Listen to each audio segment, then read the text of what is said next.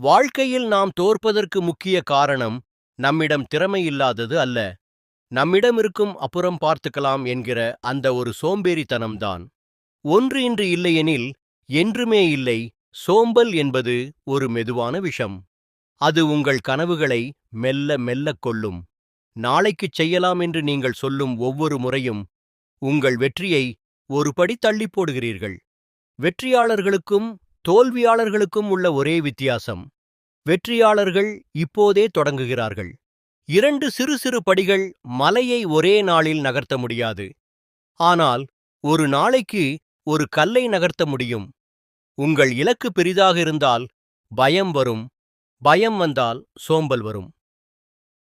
பெரிய வேலையை சிறு சிறு பகுதிகளாக பிரியுங்கள். முதல் 5 நிமிடம் மட்டும் அந்த வேலையை செய்கிறேன் என்று உங்களுக்குள்ளே சவால் விடுங்கள். அந்த ஆரம்பம்தான் மிக முக்கியம். 3. உங்கள் ஏன். உங்களுக்கு ஏன் சுறுசுறுப்பாக இருக்கத் தோன்றவில்லை தெரியுமா? உங்களிடம் ஒரு தெளிவான நோக்கம், பர்பஸ் இல்லை. நீங்கள் ஏன் உழைக்க வேண்டும்? உங்கள் குடும்பத்திற்காகவா? உங்கள் கௌரவத்திற்காகவா? உங்களை அவமானப்படுத்தியவர்களுக்கு முன் வாழ்ந்து காட்டவா?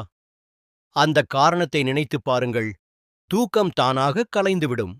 4. உடல் மற்றும் மன ஆரோக்கியம். சோம்பல் என்பது சில நேரங்களில் உடல் சார்ந்ததாகவும் இருக்கலாம். தண்ணீர் குடியுங்கள். உடல் வறட்சி உங்களை சோர்வாக்கும். ஒரே இடத்தில் அமர்ந்திருக்காதீர்கள். 5 நிமிடம் நடைபயிற்சி செய்யுங்கள். இரத்த ஓட்டம் சீரானால் மூளை சுறுசுறுப்பாகும். 5 நேரத்தின் மதிப்பு. காலம் யாருக்காகவும் காத்திருப்பதில்லை.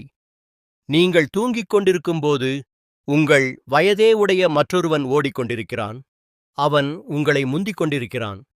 இழந்த பணத்தைச் சம்பாதித்து விடலாம், ஆனால் இழந்த நேரத்தை ஒருபோதும் திரும்பப் பெற முடியாது. முக்கியமான வரி, உட்கார்ந்திருந்தால் உலகம் உன்னை திரும்பிப் பார்க்காது. எழுந்து ஓடு, இந்த உலகம் உனக்கு பின்னால் ஓடி வரும்.